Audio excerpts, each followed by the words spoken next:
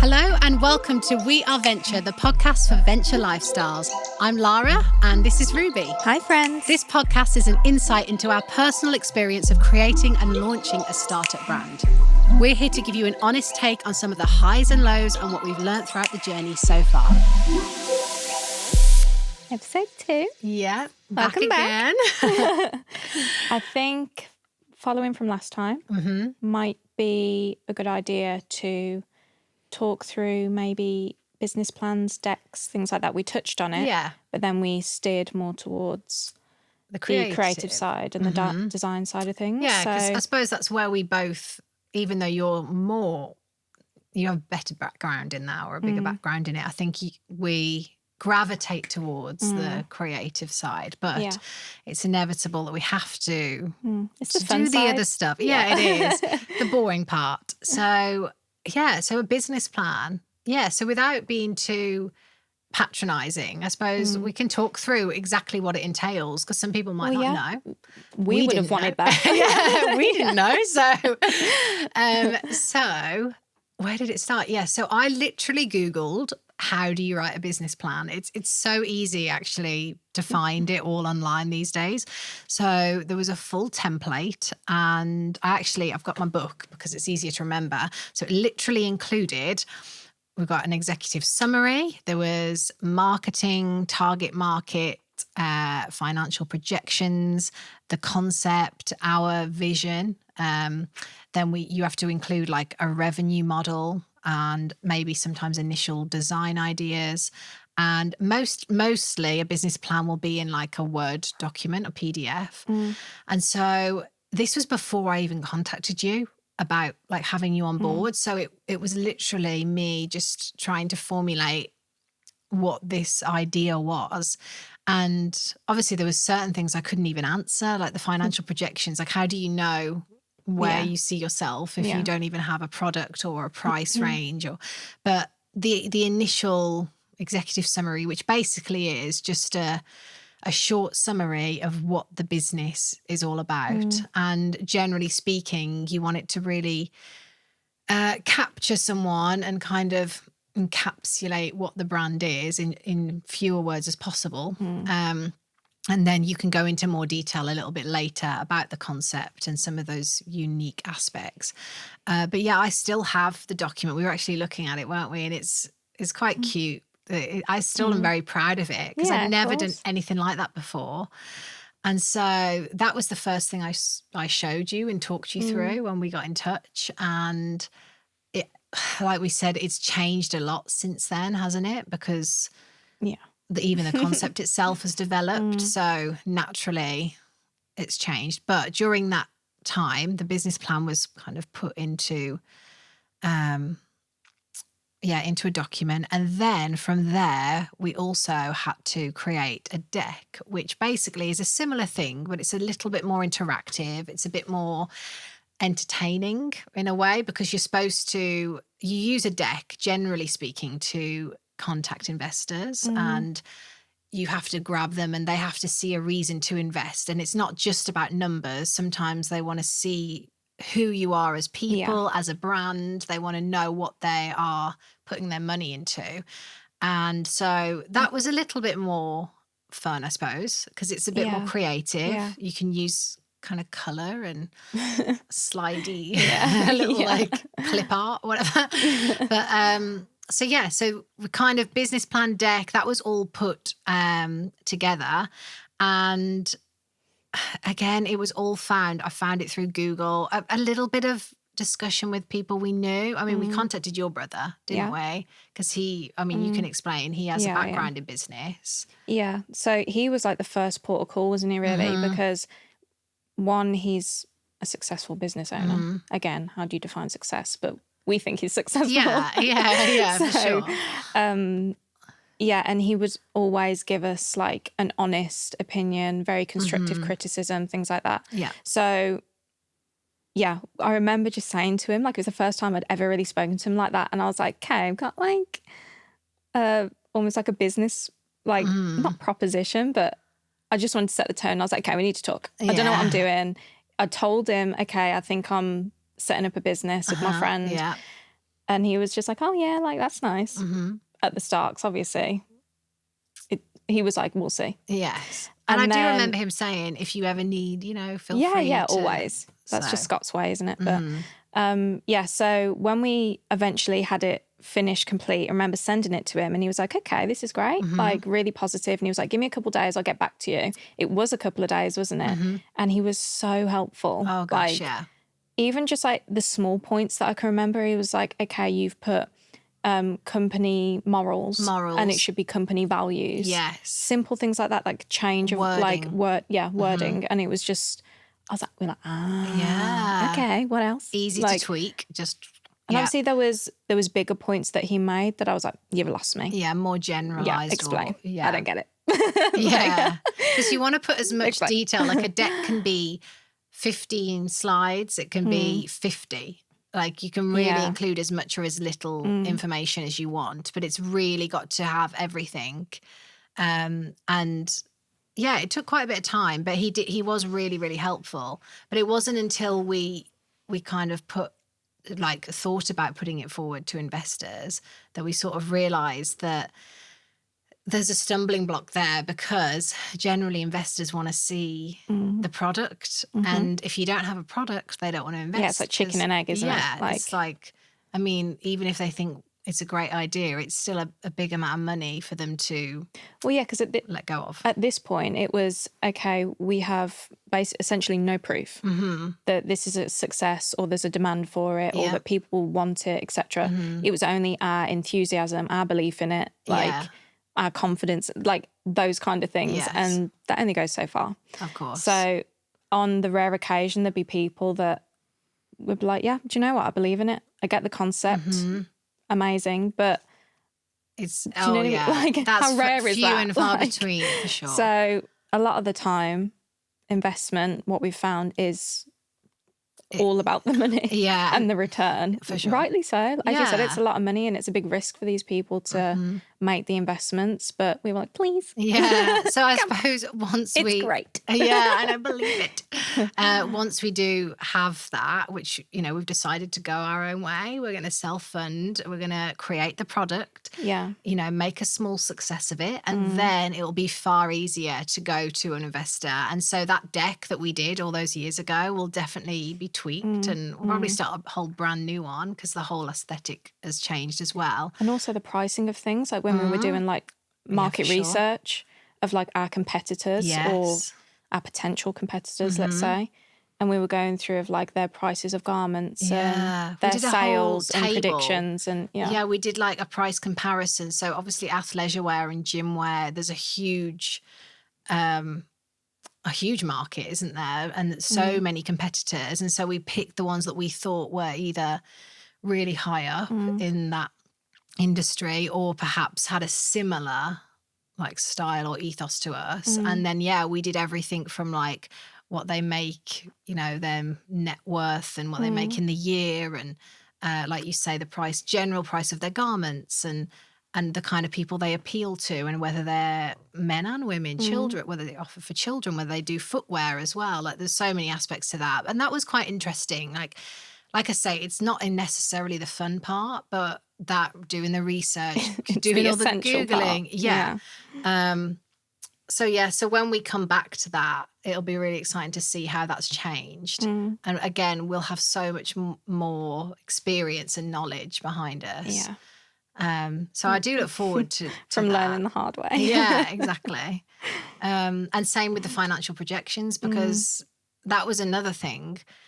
We started doing it and then we were like, well, we're just picking these numbers out of thin air, because how do we know what it's going to cost to produce these garments? So we then had to think, well, we need to backpedal a little bit and start thinking about collecting quotes. Yeah, quotes from manufacturers. And some of them were like really sort of generic quotes, weren't they? Because there's some you can literally go onto a manufacturing website and you can generate a quote by just putting in like your quantity order, what the garments are, and they can kind of give you a very quick estimation of what it's going to cost you. But naturally, as we started looking into it, we wanted way more detail, didn't we? But yeah, and I think the manufacturers that offered that tended to be, like, obviously now we know, they offered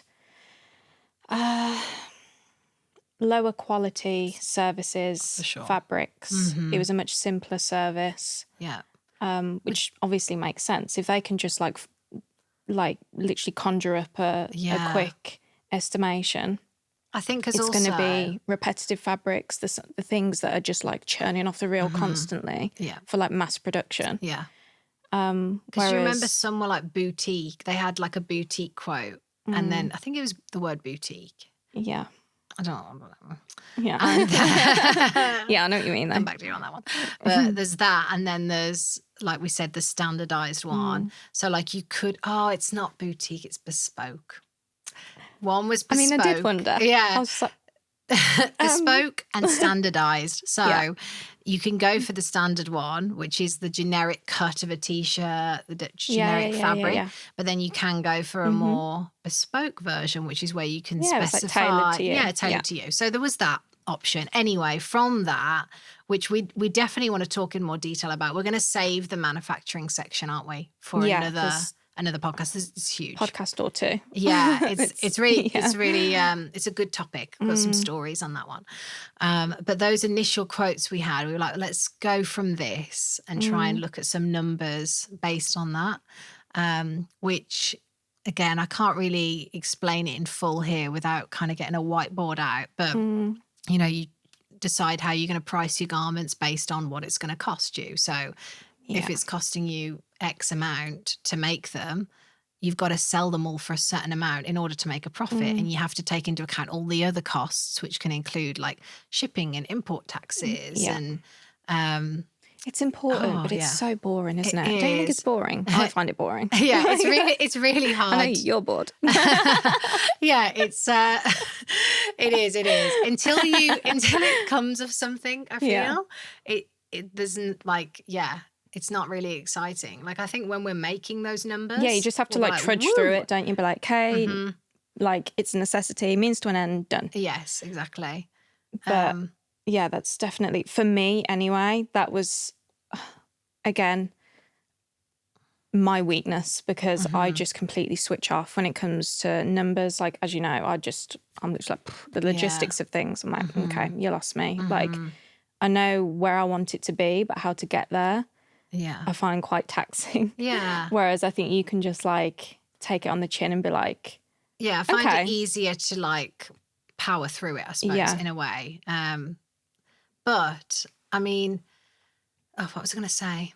I do think sometimes it feels like who are you doing this for? Like when we made the business plan, really initially it was just for us to have an understanding of what we were about. Like as a brand, if someone asks you, who are you, what are you about, you need to be able to reel off that summary in a way. So it was good for that. But in some ways I'm like, who are we doing these numbers for? Like at this stage, which again, that could be our naivety, because some people are like, are you serious? Like it's so important. But for us, it just felt like the right thing to do. And in a way, we've kind of detoured off that a lot, haven't we? And we've found our way, stumbled through it in other ways. Yeah, well, I think we did as soon as, again, just like searched what are the basic steps to like starting a brand or forming a company, and, you know, like actually trying to sell our idea to other people and like propose it, I guess. And so we've almost like follow a checklist of what you see of, okay, you need a deck, you need a this. So we did all of that. And then actually as time went on, we're a bit like, do you know what? Like that actually, for us and our experience, didn't actually help very much. And we went our own direction and steered off a little bit. Like there will definitely be things that we've learned from that and we will utilise. And for other people, I'm sure they'd say the complete opposite and they'll be like, oh, I was lost without it. Like, it changed the game for me. I think if you need to bring people on board, especially, I think it's almost essential, because you need all of that admin. But because we did decide to self-fund, it's almost like, who are we pitching to? We're not, are we? The ball's in our court. Yeah, exactly. And that's why I say it's definitely something we'll revisit in the future, but it's not something we necessarily need right now. But hopefully just us talking about it has given a bit of a background on what it entails. And as I say, search engines are great, so don't take Yeah. our word for it. No. Yeah, because it's an experience and it's worth doing. I was trying to think if, I mean, I suppose talking about the self-funding. Well, what are you thinking? I don't know, just kind of like where we're at with that, really. And that's something that is very personal to every person, isn't it?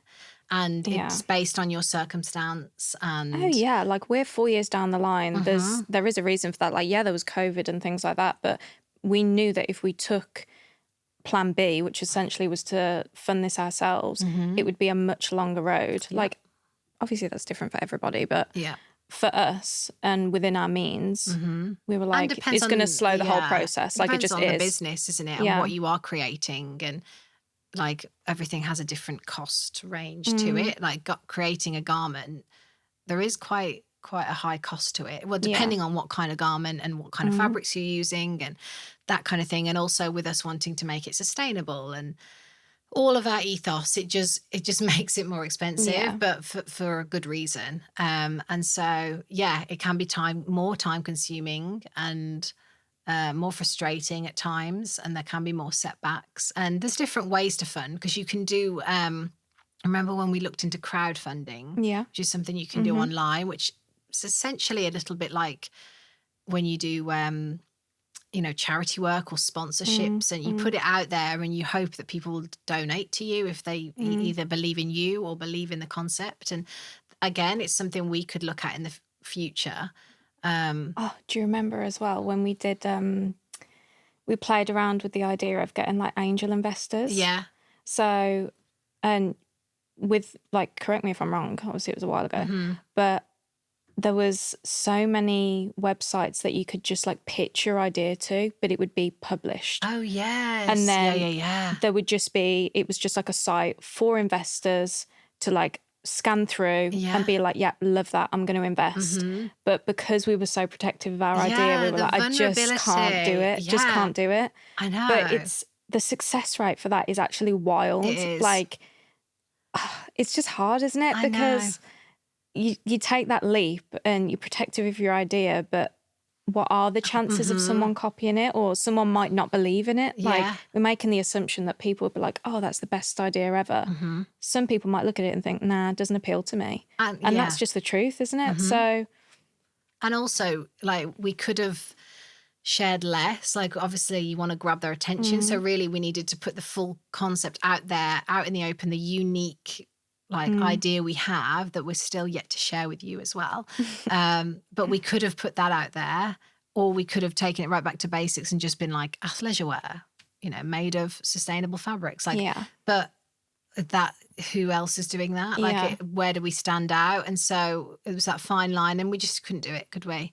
And that's why we've kept it all very close to our chests and just sort of trundled along, the two of us. And I have to say, we're here, we're doing it. So, Yeah, because it was also, might also be worth mentioning that, like, this has been obviously a huge passion of ours, but the money hasn't just come from like our back pocket. Like, No. we've had to obviously have like side hustles or like our main jobs yeah. outside of this Yeah. that funded it as well, like that Yeah. made it a possibility. And we've had to like prioritize the time. So I think there was almost that when people are like, oh, you're setting up your own like clothing line or starting your own brand, like, this is great. And it's actually quite stressful. Yeah. Like, Yeah. there's obviously the highlights to it, but actually Yeah. like funding it and being patient. Like anything, you're starting from Yeah, scratch. it's It's just- very rare that you can just drop everything else and give your full attention to it. Like you say, we have, thankfully we do have other interests and other sources of income and Other passions. Yeah. So we've been able to do that and just chip away. And yeah, and like where we're at now, we're at that crucial stage where Yeah. we're soon to launch. I mean, yeah, and- for us it's paid off, like waiting and stuff, but wouldn't it be great if Yeah. it's just someone that was like, I know. there you go. Yeah, Dragon's Den. Just wait. Yeah, see us. one day. Yeah. One day. We'll be there. Yeah, for sure. So I think that's kind of from what we can offer this topic. Yeah. Well, that's the whole point, isn't it? Yeah. Like, we can only say what we've experienced. Yeah. And I think as far as we're at with that, it's not a lot. No, it's not really. But hopefully it's been informative in some way. Yeah, I'm sure it has for some people. Yeah. And I suppose we're just excited to get on to the next topics of talking about manufacturers and the more creative side and the design ideas. Yeah. Because that's when it really, sparks joy. Yeah. Yeah. I mean, is that it?